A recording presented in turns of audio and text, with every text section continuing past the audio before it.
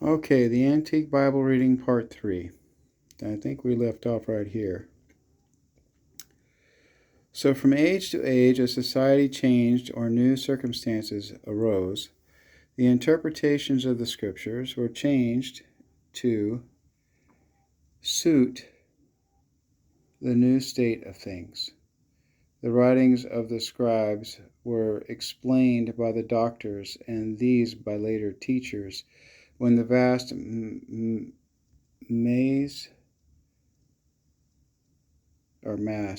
mass of writings accumulated, which formed what is called the Talmud. The Talmud is composed of two parts: the Mishnah, which is the oral law, and the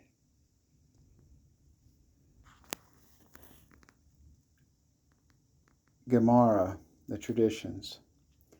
The doctors were very important and influential in the nation. It was among them that Joseph and Mary found the child, Jesus, explaining the simple truth of the Scriptures in contrast to the misty and almost blind superstition of the commentators. The order of the doctors continued as a distinct body from BC 200 to AD 220.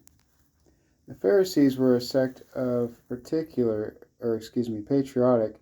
and devout Jews, whose idea was to make Israel a nation of priests, in fact, as well as it was in their law as written by Moses, and it was the duty of each member to strive by religious study and preparation for the office of rabbi or teacher, to become a priest in spirit, although not of the house of Levi, believing that, quote, God had given to all men alike the kingdom's priesthood and holiness, end quote.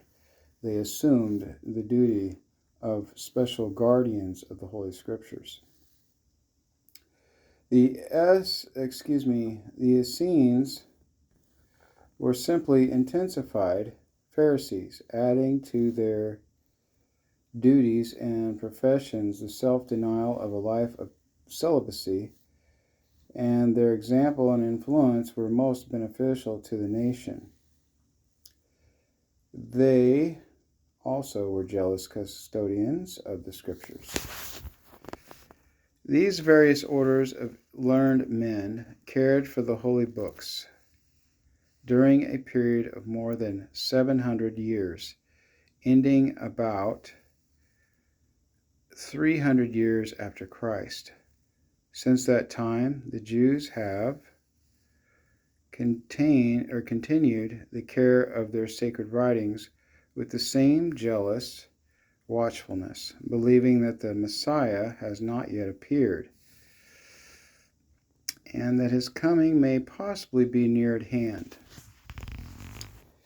These writings, so carefully preserved, were in the Hebrew tongue, and it is interesting to know how they have been translated into other languages, and especially into English. The first translation from the Hebrew into any other language that is recorded was in Chaldee, which was made at the time of the law was read to the king of Persia. The original of this has been lost. The oldest which has been preserved is that which was made in Alexandria in Egypt, BC 260, and is called the Septuagint, from a supposition that it was made by 70 translators. The next in order of time was made by Ochilos in Chaldee in AD 150. The same author, whose name in Greek was Aquila, also translated the Old Testament into Greek, AD 160. This work was evidently intended to correct the errors of the Septuagint, which was made by several persons, some of whom were not equal to the task. Besides, the state of public opinion at the time permitted the translators to give the general sense of the original instead of following the literal text. The Septuagint was also corrected by Theodotion, and about the same time, 2nd century, Symmachus made a version in Greek for the use of Ebionites, which is correct, pure, and elegant in style and diction. In the time of the apostles, there were many copies of the Gospels for the use of the church in different cities in the languages of the localities: Greek, Latin, Hebrew, Syriac, Coptic, Ethiopian, Arabic, but the authors of these works are now unknown. The Ethiopic version was written in the Sacred Ge'ez, the dialect of Aksum, in the 4th century.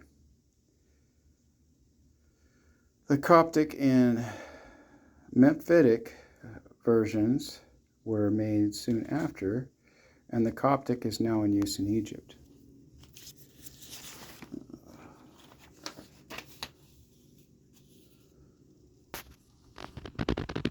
The Syriac, called Peshitta, single, literal, was made from the Hebrew and Greek about AD 200 and had become almost obsolete as early as the 4th century.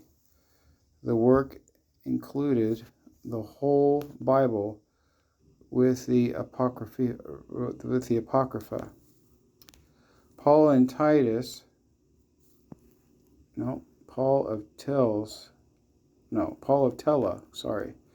hard to read some of this. My eye's not that great. Made a version of the Septuagint at Alexandria in AD 617, which was extremely literal, every Greek word being I'm not sure. Some of this looks like it's cut off. Like some of the words missing.